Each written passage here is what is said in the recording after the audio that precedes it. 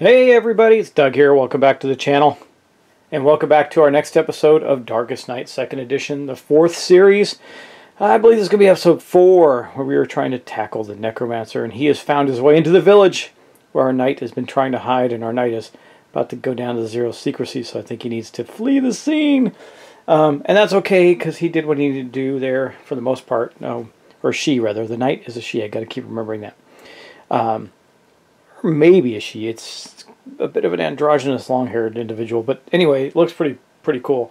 So we're going to continue on and play it. There wasn't any particular mistakes or issues with the last episode, so anything I need to cover. So we're just going to get right into it and get started with our hero's turns. So let's do that. Now, I think the first thing we'll do, we might as well go with the knight, because the knight is going to have an incredibly simple turn. So is the wizard. This is going to be a really short round for us. But let's go with the knight first. First thing that happens when in your turn is you check to see if you're in the space with the Necromancer. We are, so we're going to lose a secrecy. We are now down to 0, which means that typically, I believe, if they're in Necromancer turn, we would have to fight the Necromancer. But we're going to be gone from there before that is going to need to occur. So let's think about this, what we're going to do. I think it's pretty straightforward. So I'm just trying to make sure on the track, when we go to the event phase, I think he's going to have to fight the Necromancer then, actually. But what we're going to attempt to do is fulfill a quest and elude the Necromancer. We're going to do that. So let's go to that. So it says on the player's turn that when you... here, let me just read this so you understand it. When we get to the event phase, which would be next... we don't have any beginning of turn powers, so if the Necromancer is present and your secrecy is 0, combat the Necromancer. 7 to defend and 6 to evade. Well, we're going to evade the Necromancer. So this is in place of our event. Now, what that means is we are going to use 2 dice, because we have 2 dice to elude, and we need to get a 6. Let's hope and pray. Is this one? Either way, I'm probably going to, if I fail, I'm going to lose a... I'll just lose a grace, and then we'll run away. If I succeed, then we're in good shape. Hopefully I succeed, because then we can get a relic. Come on! 5 and a 4 got so close, but no. We did not succeed at that. That would have given us 3 clues and put us at 10. Exactly. But we didn't, so it was close. We lose a grace. And then the knight runs away. So run away! He's going to run to the monastery. That's going to increase his secrecy back to 1, or she is, rather. And then we'll get on to the, let's see.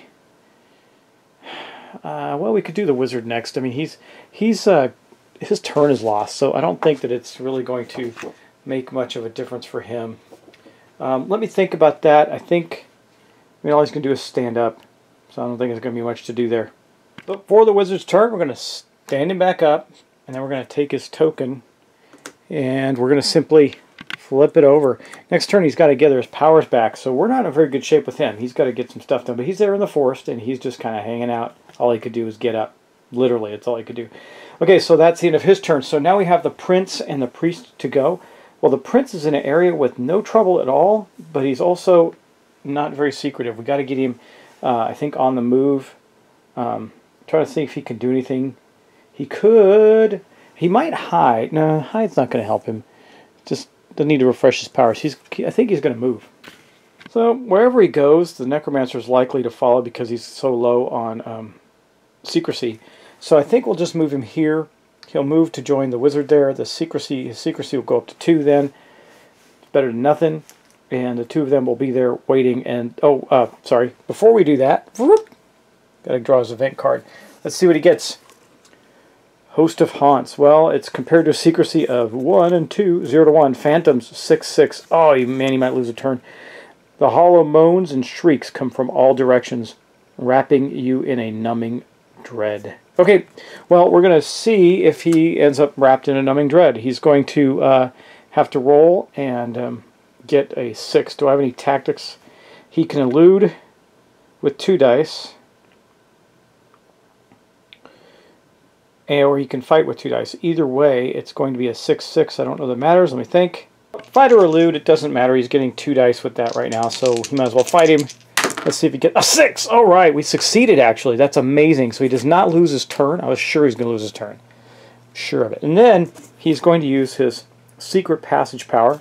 So the action, move to an adjacent location and gain up to 2 secrecy. So I'm glad I looked at his powers before I moved him, because that's valuable. So he's going to move to here, in that space right there, and that will bump his secrecy up to 3 after eluding the phantoms or fighting the phantoms off in the ruins. And that's going to be his turn. So the only one we have left is the priest, and the priest is in the swamps. So the priest in the swamps can take an action, again, to place the key. The blight that's there really doesn't do anything. So I think we're going to do this. We're going to do the Trinity again. Now the Trinity says, action, +2 clues, place a key token on this card and randomize this card's location. Oh, you know what? Before, he can't really do that. He did it once there, and then it moved. So to randomize its location, where did it go? It's actually in the forest down here with the wizard and the prince. Not that they could do anything, but the Trinity actually moves after you do it. I didn't remember that. So that's going to change what he will do. I think what he's going to do is he can't use any bonuses. That's all, and he doesn't have anything that's a bonus. He could use his call. So here's call. Action. Choose, gain a spark. Choose one hero at any location to gain a spark. Optionally activate one of your blessings on that hero. So we could put his blessing of stamina on, which basically it says when you decrease your grace, you gain a spark. He could do that on somebody else, or he could move. He could take out that blight. That's always helpful. He doesn't really have anything particularly to fight blights or search or anything of that nature. And I don't really want him going up to the castle right now because the crows are there and you have to deal with them at the end of the turn. Where he's at, he doesn't really have to deal with anything, and he's pretty secretive right now. He's got a 5, so it's not like the Necromancer is going to find him easily. I think we'll do that. We're going to do call. Okay, so we activate his ability of call as an action. That gives him another spark. That means he has 2 right now. That's good. And then he can choose another character. I think we're going to choose the prince. The prince is going to gain a spark and also gain the priest's blessing of stamina. So he's going to activate on the hero. When your grace is decreased, he gains a spark. So we'll put that next to the prince right there to know that he activated on that. And you know what? I didn't draw the priest's event card. Compared to his secrecy, well, he's got a secrecy of 5, so he's going to deal with wisps. It says the air grows suddenly cold. Though you hear no footsteps, you can feel eyes on your back. So he needs to get a 4. He eludes with 4 dice, actually. He loses, well, no point in doing that. He's just going to roll 1 die and elude this thing for 4. If he fails, he loses a secrecy. He did a 4, so he didn't fail, and he didn't lose a secrecy. So he is fine. Nothing changed for him. That's it. But that is also marking the end of this round. Okay, so now we're going to move on to the Necromancer's turn. That means that we're almost at a point where he's about to get a power because the darkness track goes up by 1, and then we're going to roll for the Necromancer. Whoa, come on, low. A 1. He saw no one. And he goes to the mountains. That is bad. That is bad. That's the 1 spot right there. So we're going to draw a map card and draw a blight. Drop a blight in the mountains. It's going to be a taint. Ew, taint. Gross, right? Let's see. Taint. Here's taint. Cannot gain grace while you're there, and you lose a grace if it defeats you. And here's what the taint looks like. So the village that's in the mountains is all aglow with this green, horrible nastiness. And he's moved there. Now the problem with that is we have to get up there now. There are 4 blights there, effectively, because this void counts as 2. So there are currently 4 blights there. Now the Necromancer is likely to move away, and we got to draw him away, so that might be the most effective thing to do. There aren't any quests or anything else out on the board to worry about, so that ends the Necromancer's turn, and we go back around to our turns. So, well, let's flip everybody's tokens back over. I got them going, and I think we can start with the knight, because the knight is going to pray at the church. So, what do we do there? So we're at the monastery. We're going to pray, and a pray action. Remember, when you're in the monastery, you do not draw an event. Where's pray? Pray, we're going to roll 2 dice for each 3+, gain 1 grace, and refresh all powers. Well, he didn't have to worry about refreshing powers, but he was getting low on grace, And I think as long as we start our turn in the monastery, we gain a secrecy, if I'm not mistaken. No, we don't. If you end your turn in the monastery, you gain a secrecy, which she will do, because she's not going to move this turn at all. So we're going to roll 2 dice. We're going to pray at the monastery. We need 3s or better. Come on! A 2 and a 4, so we do gain a grace. We're back up to 3. That's great. We have all of our powers.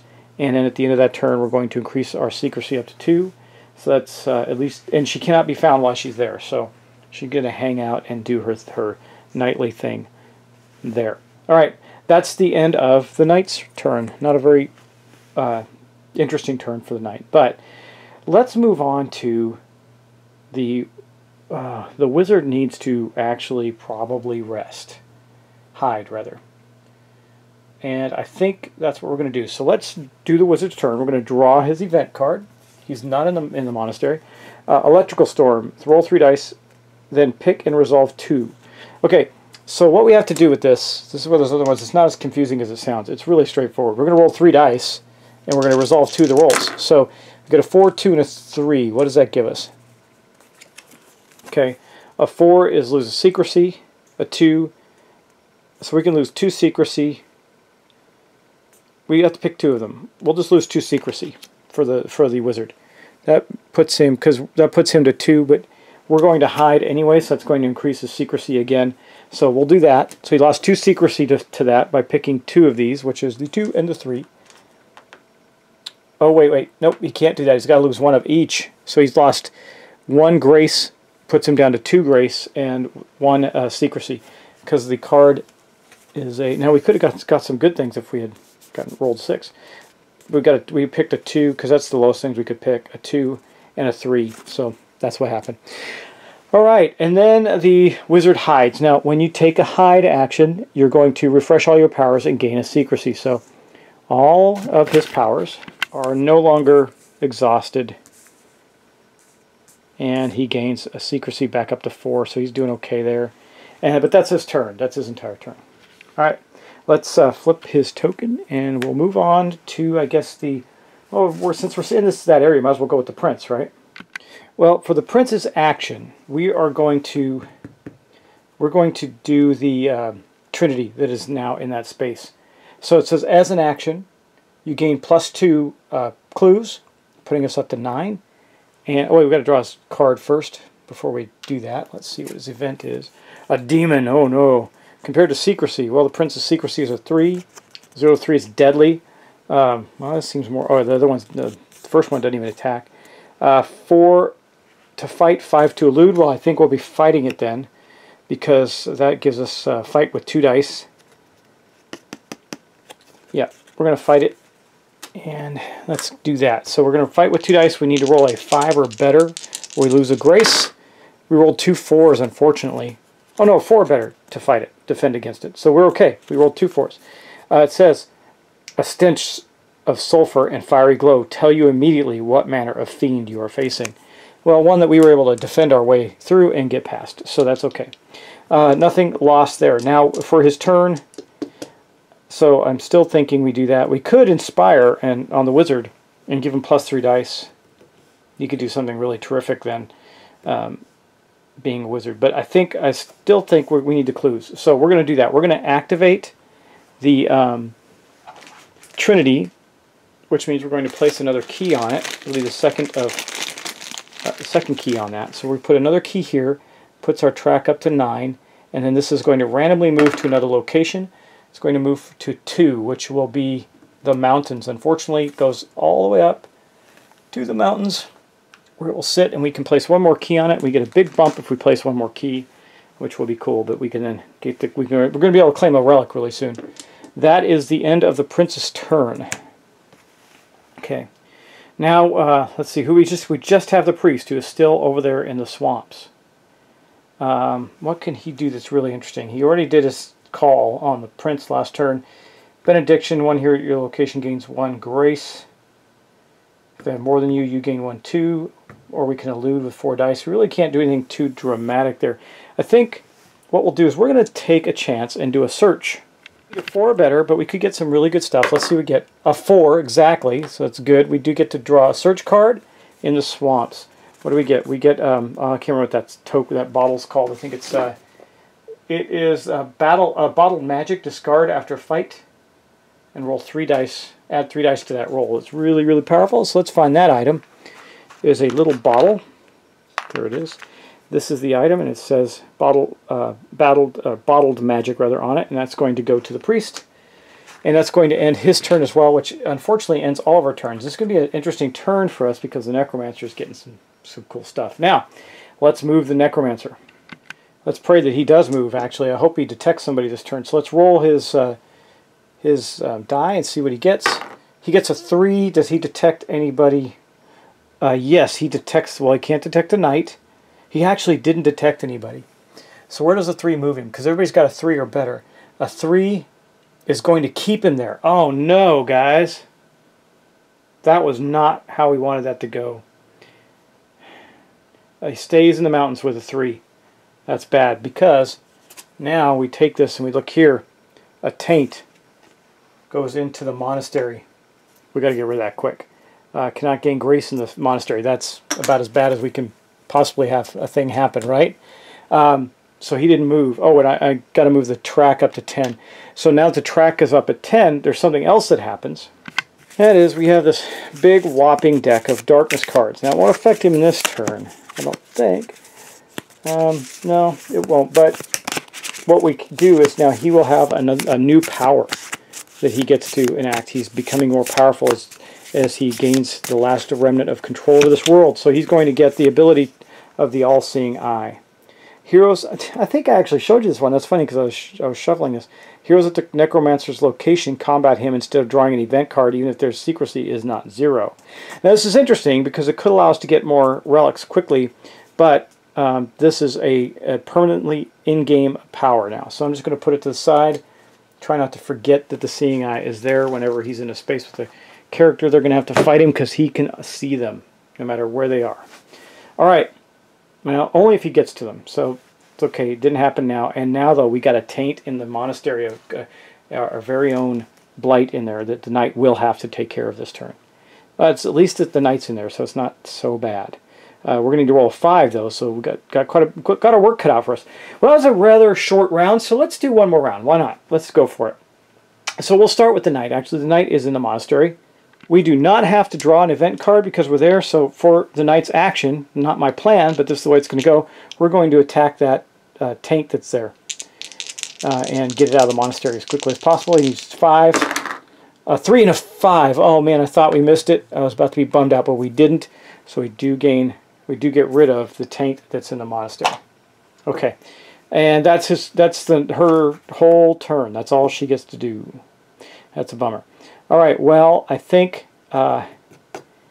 we'll go with the priest next.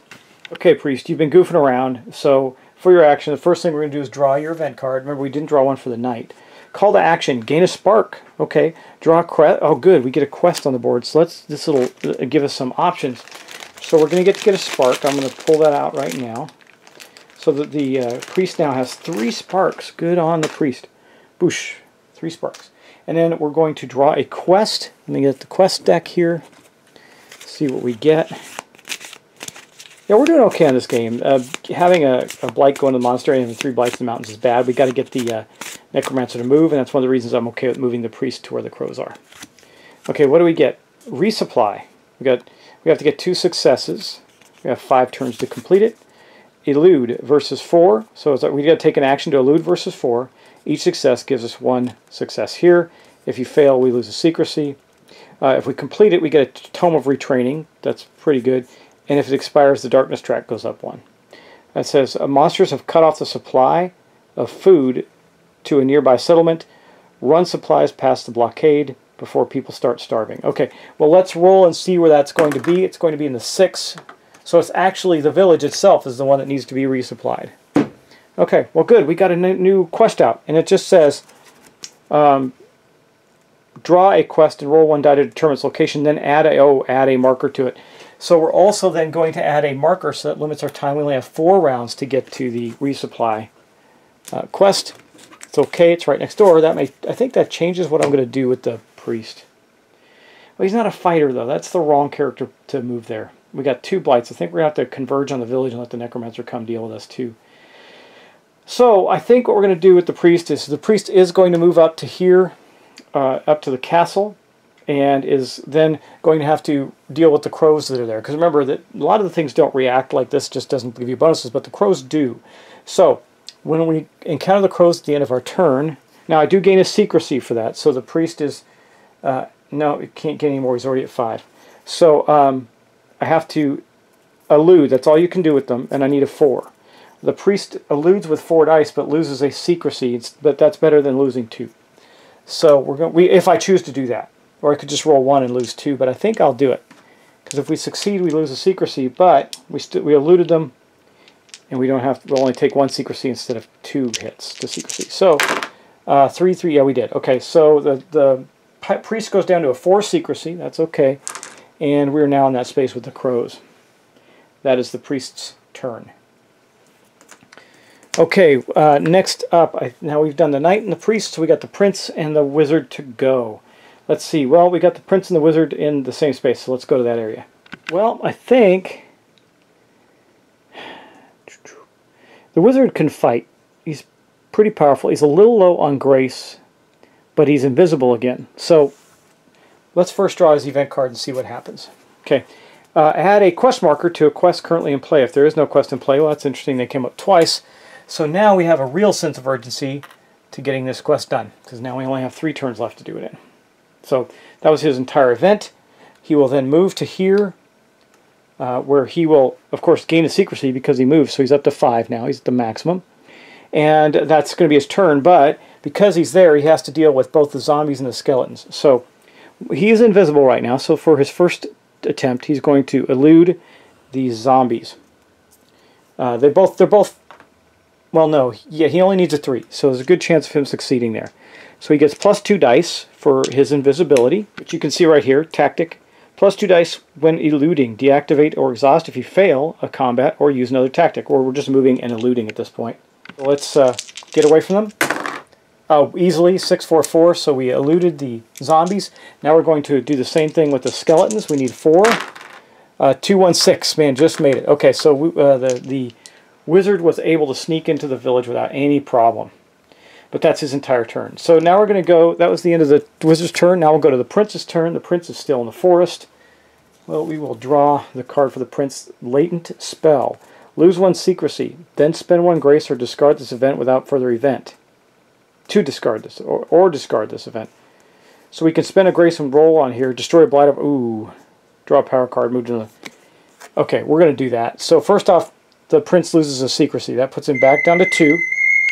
Sorry guys, I should have muted my phone. But anyway, we are going to do this. So we're going to lose a grace. That puts his grace down to 1, unfortunately. But then we get to roll on this table. We rolled a 5. What does a 5 do? Draw power. Nah, I was hoping to destroy a blight so I can get rid of that void, but we get to draw power. Support network. Spend 1 secrecy to activate your location. Heroes at that location may spend a spark before any die roll for a plus 2 dice on the roll, once per roll. So I guess we activate this in a location. Alright, well, he's got that power now. And that was his event. So for his action, he's going to use his secret passage. Okay, so he's going to use his secret passage to move to the monastery. And so we'll do that. That gives him 2 secrecy up, so now he'll be at 4. And he'll move to the monastery where he will then be able to heal next turn. But that's the end of the player's turns. That's it for everybody, guys. Prince has got quite a bit of powers going on, but nothing, you know, he's a great support character. But we're going to move on to the Necromancer. So the Necromancer's darkness track now moves up to 11. Wah, that's bad. And we're going to roll to see if he sees somebody. He's very likely to. And remember, we have to fight him instead of deal with events when he's on our space.